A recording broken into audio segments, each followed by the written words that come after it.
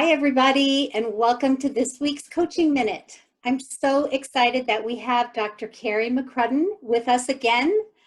She's our psych expert, and we've got some good questions and dilemmas for her today. Welcome, Dr. Carrie. Thank you so much. I'm really glad to be back. Glad to have you back. Dr. Carrie received her doctorate in counseling psychology from the University of Northern Colorado. She has a master's in counseling from the University of Denver and did her bachelor's in history and Latin American studies at the University of Virginia. Her specific training in treating trauma and PTSD with a special type of therapy called EMDR, which I'm a big fan of. In addition, she seeks out research and information about mental health, behavioral change, habits, relationships, and other essential areas in life. Today, we need to talk about an essential area in life, and that is that I'm getting a lot of feedback from my clients that they're burned out on Zoom, right? They're burned out on the whole virtual thing, that they feel it's not them, that they want to go back to being in person, even though this is not possible for many of them. And so I bring you this dilemma. What is wrong with us? Because we're all feeling it. Well, this indeed is a dilemma, and part of it is that we want things to be familiar, and we want, if we've been good at meeting with people in person, this switch to Zoom feels foreign and it just feels a little clunky. And I also think people are just feeling really tired and disconnected.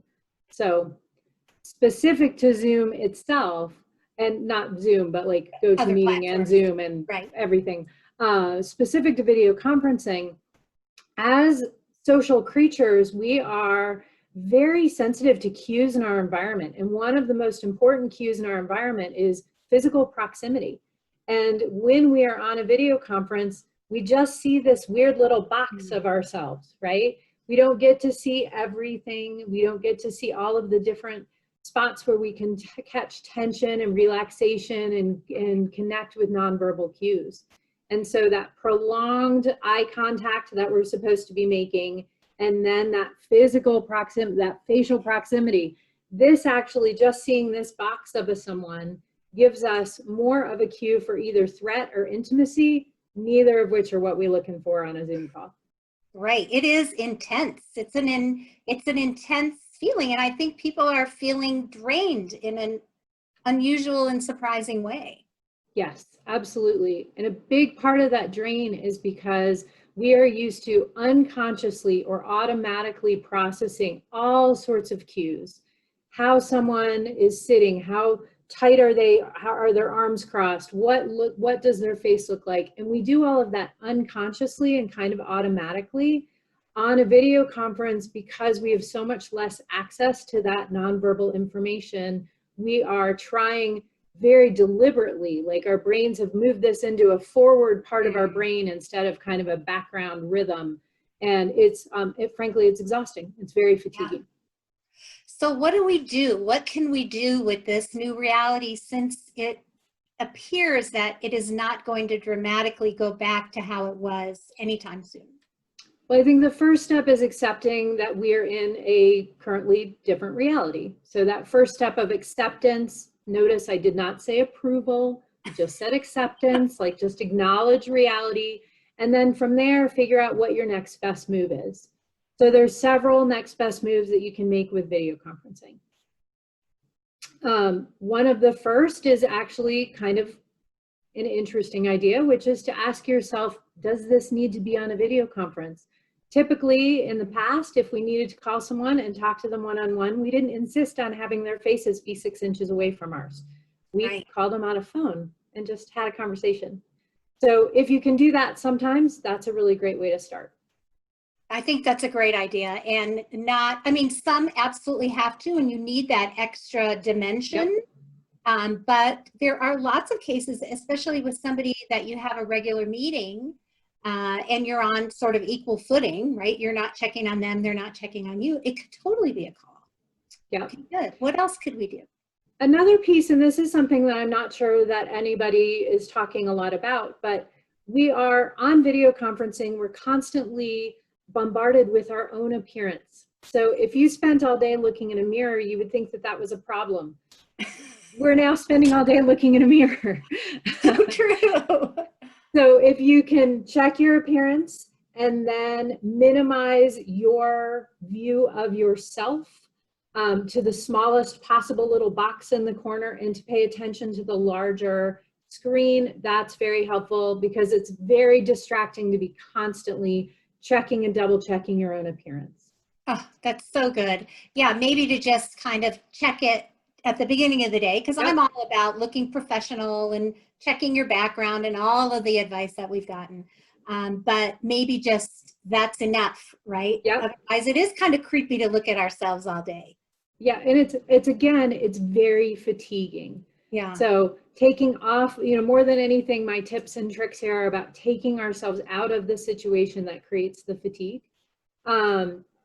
Another is to increase distance, even a couple of inches. So you and I were practicing with this. When I first set up my computer, I was like this, I'm too close.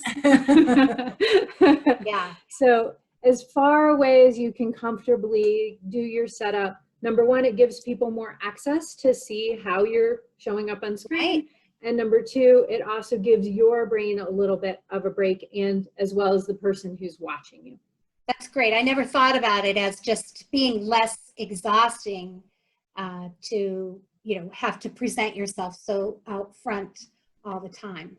So that's really good. So how do we balance this need for accepting what's going on with our justifiable feeling sorry for ourselves?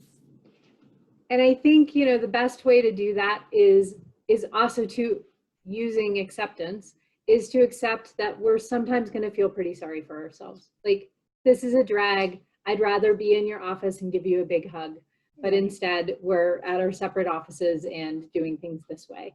And so just acknowledging, like, I miss you and I'm sad, and this is okay. So that notion of that both and thinking, like, this is hard and here's what I'm going to do about it.